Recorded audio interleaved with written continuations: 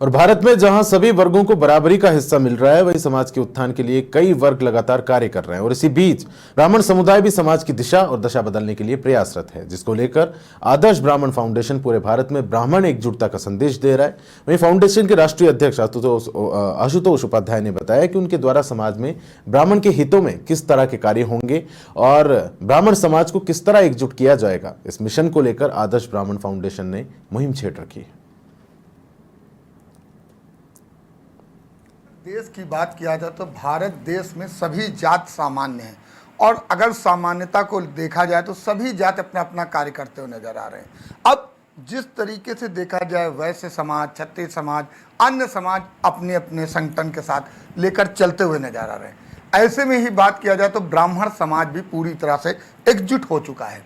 और आज जिस तरह से बात करें तो ब्राह्मण समाज को लगातार एक नई प्रेरणा के साथ किस तरीके से आगे बढ़ाना है, उनके जो कार्य हैं उनको किस तरीके से करना है, इन सब चीज़ों को देखते हुए कहीं ना कहीं अब संगठन पूरी तरह से लोगों के तैयार हो चुके हैं। इसी कड़ी में आपको बताते चलें, आदर्श जो ब्राह्मण फाउंडेशन है और उसके राष्ट्रीय अध्यक्ष आशुतोष उपाध्याय जी हमारे साथ हैं। आइए उनसे बात करते हैं। सर, सबसे पहले अगर हम बात करें तो तरह तरह के समय संगठन तैयार हो चुके हैं। ऐसे में सबसे बड़ी चीज़ है जाति जो है अपना संगठन है। किस तरीके से ब्राह्मणों को आगे आप बढ़ाएंगे, ब्राह्मणों के लिए क्या उद्देश्य है और किस तरीके से संगठन की मुख्यतः क्या विशेषताएं रहेंगी? सबसे पहले तो मैं आपको धन्यवाद देना चाहता हूं कि आपने ये बहुत ही गंभीर विषय उठाया है कि ब्राह्मणों की समस्या को लेकर। विशेष रूप से हम उत्तर प्रदेश की बात करते हैं। ब्राह्मणों की आबादी अगर देखा जाए तो 20% से ज़्यादा आबादी है, लेकिन एक राजनीतिक और सामाजिक वर्चस्व यहाँ पे कुछ दिखाई नहीं देता है। ब्राह्मणों की स्थिति, ब्राह्मणों की हत्या, ब्राह्मण विप्र कल्याण बोर्ड बनना चाहिए, ऐसे बहुत से समस्याएं हैं जो इसको लेकर हम ये वास्तविकता जो है सरकार से भी बात करना चाहते हैं और जनता के बीच में बात रखना चाहते हैं। और ब्राह्मण कभी भी जाति व्यवस्था का समर्थन नहीं किया है, ब्राह्मण ने हमेशा वर्ण व्यवस्था का समर्थन किया है। ब्राह्मण सबके कल्याण की बात करता है।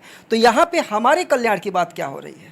ब्राह्मणों की बात देखिए कि ये स्थिति है कि कहीं ना कहीं जो गरीब तबका ब्राह्मण है, जो गरीब वर्ग है, उसको किस प्रकार की सरकारी सुविधाएं मिल रही हैं, सरकार से क्या लाभ मिल रहा है उसको, तो ये हमको देखना ज़रूरी हो रहा है।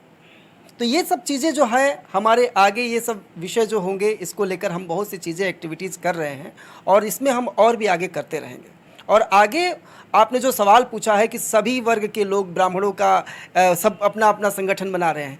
ब्राह्मण संगठन का जो कर्तव्य होना चाहिए कि समाज में एकजुटता को लेकर, अपना समाज के साथ साथ हर एक वर्ग का उद्धार हो, इसको लेकर हम